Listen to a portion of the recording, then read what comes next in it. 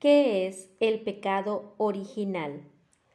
Un buen padre no se contenta cumpliendo solo los deberes esenciales hacia sus hijos. No le basta con alimentarles, vestirles y darles el mínimo de educación que la ley prescribe. Un padre amante tratará además de darles todo lo que pueda contribuir a su bienestar y formación. Les dará todo lo que sus posibilidades le permitan. Así Dios no se contentó simplemente con dar a su criatura, el hombre, los dones que le son propios por naturaleza. No le bastó dotarle con un cuerpo, por maravilloso que sea su diseño, y un alma, por prodigiosamente dotada, por su inteligencia y libre voluntad. Dios fue mucho más allá y dio a Adán y Eva los dones preternaturales que le libraban del sufrimiento y de la muerte, y el don sobrenatural de la gracia santificante. En el plan original de Dios, si así podemos llamarlo, estos dones hubieran pasado de Adán a sus descendientes, y tú y yo los podríamos estar gozando hoy. Para confirmarlos y asegurarlos a su posteridad, solo una cosa requirió de Adán, que por un acto de libre elección diera irrevocablemente su amor a Dios. Para este fin creó Dios a los hombres, para que con su amor le dieran gloria. Y en un sentido, este amor a Dios era el sello que aseguraría su destino sobrenatural de unirse a Dios cara a cara en el cielo. Pertenece a la naturaleza del amor auténtico, la entrega completa de uno mismo al amado. En esta vida solo hay un medio de probar el amor a Dios, que es hacer su voluntad, obedecerle. Por esta razón dio Dios a Adán y a Eva un mandato, un único mandato, que no comieran del fruto de cierto árbol. Lo más probable es que no fuera distinto, excepto en sus efectos, de cualquier otro fruto de los que Adán y Eva podían coger, pero debía haber un mandamiento para que pudiera haber un acto de obediencia, y debía haber un acto de obediencia para que pudiera haber una prueba de amor, la elección libre y deliberada de Dios en preferencia a uno mismo. Sabemos lo que pasó. Adán y Eva fallaron la prueba, cometieron el primer pecado, es decir, el pecado original. Y este pecado no fue simplemente una desobediencia. Su pecado fue como el de los ángeles caídos, un pecado de soberbia. El tentador les susurró al oído que si comían de ese fruto serían tan grandes como Dios, que serían dioses. Sí, sabemos que Adán y Eva pecaron, pero convencernos de la enormidad de su pecado nos resulta más difícil. Hoy vemos ese pecado como algo que, teniendo en cuenta la ignorancia y debilidad humanas, resulta hasta cierto punto inevitable. El pecado es algo lamentable, sí, pero no sorprendente. Tendemos a olvidarnos de que antes de la caída no había ignorancia o debilidad. Adán y Eva pecaron con total claridad de mente y absoluto dominio de las pasiones por la razón. No había circunstancias eximentes, no hay excusa alguna. Adán y Eva se escogieron a sí mismos en lugar de Dios con los ojos bien abiertos. Podríamos decir, y al pecar, derribaron el templo de la creación sobre sus cabezas. En un instante perdieron todos los dones especiales que Dios les había concedido, la elevada sabiduría, el señorío perfecto de sí mismos, su exención de enfermedades y muerte, y sobre todo el lazo de unión íntima con Dios, que es la gracia santificante. Quedaron reducidos al mínimo esencial que les pertenecía por su naturaleza humana. Lo trágico es que no fue un pecado solo de Adán. Al estar todos potencialmente presentes en nuestro Padre común Adán, todos sufrimos el pecado por decreto divino. Él era el embajador plenipotenciario del género humano entero. Lo que Adán hizo, todos lo hicimos. Tuvo la oportunidad de ponernos a nosotros, su familia, en un camino fácil. Rehusó hacerlo y todos sufrimos las consecuencias, porque nuestra naturaleza humana perdió la gracia en su mismo origen. Decimos que nacemos en estado de pecado original. Cuando era niño y oímos hablar por primera vez de la mancha del pecado original, mi mente infantil imaginaba ese pecado como un gran borrón negro en el alma. Había visto muchas manchas en manteles, ropa y cuadernos, manchas de café, moras o tinta.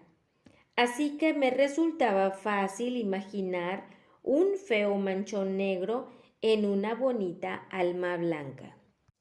Al crecer, aprendí, como todos, que la palabra mancha aplicada al pecado original es una simple metáfora, dejando aparte el hecho de que un espíritu no puede mancharse. Comprendí que nuestra herencia del pecado original no es algo que esté sobre el alma o dentro de ella. Por el contrario, es la carencia de algo que debía estar allí, de la vida sobrenatural que llamamos gracia santificante.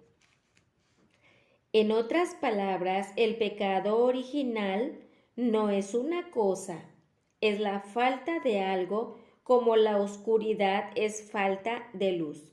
No podemos poner un trozo de oscuridad en un frasco y meterlo en casa para verlo bien bajo la luz. La oscuridad no tiene entidad propia, es simplemente la ausencia de luz. Cuando el sol sale, desaparece la oscuridad de la noche. De modo parecido, cuando decimos que nacemos en estado de pecado original, queremos decir que al nacer nuestra alma está espiritualmente a oscuras. Es un alma inerte en lo que se refiere a la vida sobrenatural. Cuando somos bautizados, la luz del amor de Dios se vierte en ella a raudales y nuestra alma se vuelve radiante y hermosa, vibrantemente viva con la vida sobrenatural que procede de nuestra unión con Dios y su inhabitación en nuestra alma. Esa vida que llamamos gracia santificante. Aunque el bautismo nos devuelve el mayor de los dones que Dios dio a Adán, el don sobrenatural de la gracia santificante no restaura los dones preternaturales, como es librarnos del sufrimiento y de la muerte. Están perdidos para siempre en esta vida, pero eso no debe inquietarnos. Más bien debemos alegrarnos al considerar que Dios nos devolvió el don que realmente importa, el gran don de la vida sobrenatural. Si su justicia infinita no se equilibrara con su misericordia infinita, después del pecado de Adán, Dios hubiera podido decir fácilmente: me lavo las manos del género humano. Tuvisteis vuestra oportunidad, ahora apañaos como podáis. ¿Alguna vez me han hecho esta pregunta? ¿Por qué tengo yo que sufrir por lo que hizo Adán? Si yo no he cometido el pecado original, ¿por qué tengo que ser castigado por él? Basta un momento de reflexión y la pregunta se responde sola. Ninguno hemos perdido algo a lo que tuviéramos derecho. Esos dones sobrenaturales y preternaturales que Dios confirió a Adán no son unas cualidades que nos fueran debidas por naturaleza. Eran dones muy por encima de lo que nos es propio. Eran unos regalos de Dios que Adán podía habernos transmitido si hubiera hecho el acto de amor. Pero en ellos no hay nada que podamos reclamar en derecho. Si antes de nacer yo, un hombre rico, hubiera ofrecido a mi padre $1,000,000 a cambio de un trabajillo, y mi padre hubiera rehusado la oferta, en verdad yo no podría culpar al millonario de mi pobreza. La culpa sería de mi padre, no del millonario. Del mismo modo, si vengo a este mundo desposeído de los bienes que Adán podría haberme ganado tan fácilmente, no puedo culpar a Dios por el fallo de Adán. Al contrario, tengo que bendecir su misericordia infinita, porque, a pesar de todo, restauró en mí el mayor de sus dones por los méritos de su Hijo Jesucristo. De Adán para acá, un solo ser humano, sin contar a Cristo, poseyó una naturaleza humana perfectamente reglada: la Santísima Virgen María. Al ser María destinada a ser la madre del Hijo de Dios, y porque repugna que Dios tenga contacto, por indirecto que sea, con el pecado, fue preservada desde el primer instante de su existencia de la oscuridad espiritual del pecado original. Desde el primer momento de su concepción en el seno de Ana, María estuvo en unión con Dios. Su alma se llenó de su amor, tuvo el estado de gracia santificante. Llamamos a este privilegio exclusivo de María, primer paso en nuestra redención, la Inmaculada Concepción de María. ¿Y después de Adán qué? Una vez un hombre paseaba por una cantera abandonada, distraído. Se acercó demasiado al borde de un pozo y cayó de cabeza en el agua del fondo. Trató de salir, pero las paredes eran tan lisas y verticales que no podía encontrar dónde apoyar mano o pie. Era buen nadador, pero igual se habría ahogado por cansancio si un transeúnte no le hubiera visto en apuros y le hubiera rescatado con una cuerda. Ya fuera se sentó para vaciar de agua sus zapatos mientras filosofaba un poco. Es sorprendente lo imposible que me era salir de allí y lo poco que me costó entrar. La historieta ilustra bastante bien la desgraciada condición de la humanidad después de Adán. Sabemos que cuanto mayor es la dignidad de una persona, más grave es la injuria que contra ella se cometa. Si alguien arroja un tomate podrido a su vecino, seguramente no sufrirá más consecuencias que un ojo morado. Pero si se lo arroja al presidente de los Estados Unidos, a los del FBI, lo rodearían en un instante y ese hombre no iría a cenar a casa durante una larga temporada. Está claro, pues, que la gravedad de una ofensa depende hasta cierto punto de la dignidad del ofendido. Al ser la dignidad de Dios, el ser infinitamente perfecto, ilimitada. Cualquier ofensa contra él tendrá malicia infinita, será un mal sin medida.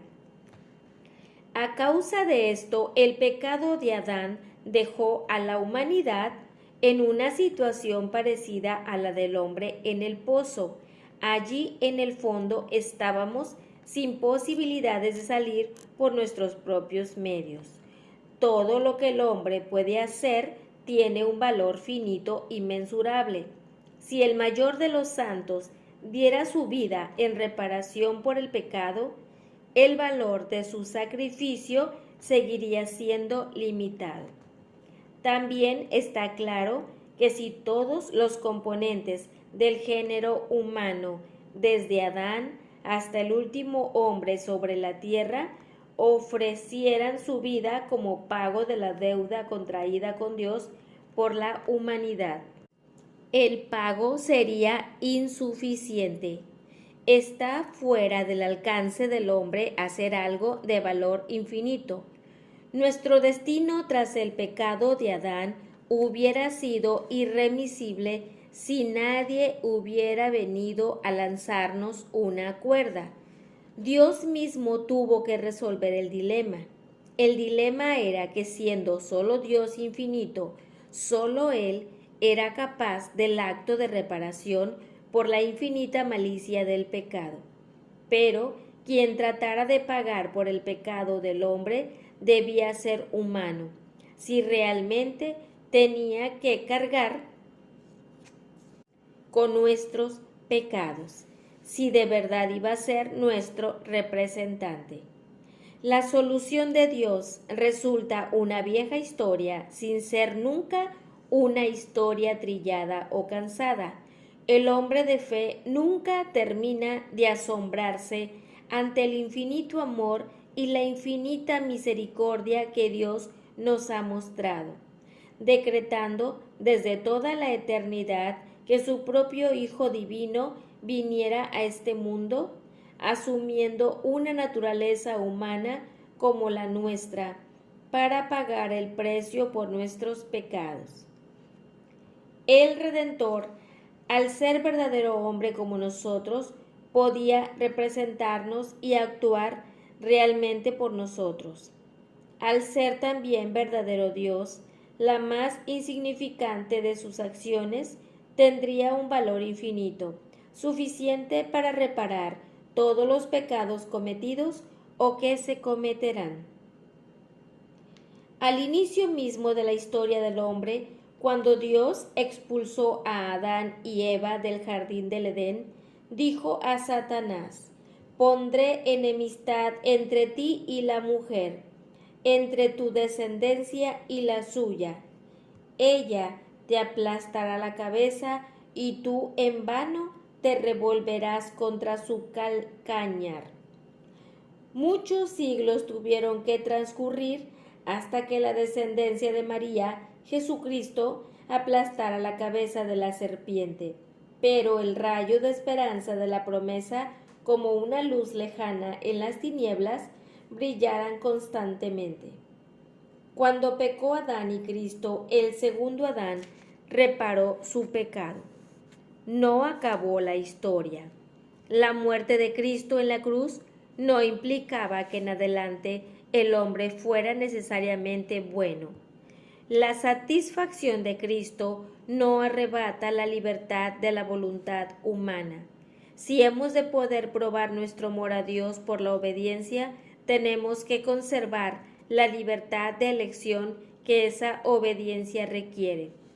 Además de con el pecado original, bajo cuya sombra todos nacemos, hemos de enfrentarnos con otra clase de pecado, el que nosotros mismos cometemos. Este pecado que no heredamos de Adán, sino que es nuestro y se llama actual. El pecado actual puede ser mortal o venial, según su grado de malicia. Sabemos que hay grados de gravedad en la desobediencia. Un hijo que desobedece a sus padres en pequeñeces o comete con ellos indelicadezas No es que carezcan necesariamente de amor a ellos. Su amor puede ser menos perfecto, pero existe. Sin embargo, si este hijo les desobedeciera deliberadamente en asuntos de grave importancia, en cosas que les hirieran y apenaran gravemente, habría buenos motivos para concluir que no les ama, o por lo menos sacaríamos la conclusión de que se ama a sí mismo más que a ellos. Lo mismo ocurre en nuestras relaciones con Dios. Si le desobedecemos en materias de menor importancia, esto no implica necesariamente que neguemos a Dios nuestro amor. Tal acto de desobediencia en que la materia no es grave es el pecado venial. Por ejemplo, si decidimos una mentira que no daña a nadie, ¿dónde estuviste anoche? En el cine, cuando en realidad me quedé en casa viendo la televisión, sería un pecado venial. Incluso en materia grave, mi pecado puede ser venial por ignorancia o por falta de consentimiento pleno. Por ejemplo, es un pecado mortal mentir bajo juramento, pero si yo pienso que el perjurio es pecado venial y lo cometo, para mí sería pecado venial. O si jurara falsamente porque el interrogador me cogió por sorpresa y me sobresaltó. Falta de reflexión suficiente. O porque el miedo a las consecuencias disminuyó mi libertad de elección. Falta de consentimiento pleno. Pero también sería pecado venial. En todos estos casos podemos ver que falta la malicia de un rechazo de Dios consciente y deliberado. En ninguno resulta evidente la ausencia de amor a Dios. Estos pecados se llaman veniales, de latín venia, que significa perdón. Dios perdona prontamente los pecados veniales, aún sin el sacramento de la penitencia. Un sincero acto de contrición y propósito de enmienda bastan para su perdón. Pero esto no implica que el pecado venial sea de poca importancia. Cualquier pecado es, al menos, un fallo parcial en el amor, un acto de ingratitud hacia Dios que tanto nos ama. En toda la creación no hay mal mayor que un pecado venial, a excepción del pecado mortal. El pecado venial no es de ningún modo una debilidad inocua. Cada uno de ellos trae un castigo aquí o en el purgatorio. Cada pecado venial disminuye un poco el amor a Dios en nuestro corazón y debilita nuestra resistencia a las tentaciones. Por numerosos que sean los pecados veniales, la simple multiplicación de los mismos, aun cuando sean muchos, nunca acaban sumando un pecado mortal, porque el número no cambia la especie del pecado, aunque por acumulación de materia de muchos pecados veniales, sí podría llegar a ser mortal. En cualquier caso, su descuido habitual abre la puerta a este, si vamos diciendo sí a pequeñas infidelidades. Acabaremos diciendo sí a la tentación grande cuando ésta se presente. Para el que ame a Dios sinceramente, su propósito habitual será evitar todo pecado deliberado, sea éste venial o mortal. También es conveniente señalar que igual que un pecado objetivamente mortal puede ser venial, subjetivamente debido a especiales condiciones de ignorancia o falta de plena advertencia. Un pecado que a primera vista parece venial y puede hacerse mortal en circunstancias especiales. Por ejemplo, si creo que es pecado mortal robar unas pocas pesetas y a pesar de ello las robo, para mí será un pecado mortal. O si esta pequeña cantidad se la quitó un ciego vendedor de periódicos corriendo el riesgo de atraer mala fama para mí o mi familia. Esta potencialidad de mal que tiene mi acto lo hace pecado mortal. O si continúo robando pocas cantidades hasta hacerse una suma considerable, digamos 5,000 pesetas, mi pecado sería mortal. Pero si nuestro deseo y nuestra intención es obedecer en todo a Dios, no tenemos por qué preocuparnos de estas cosas.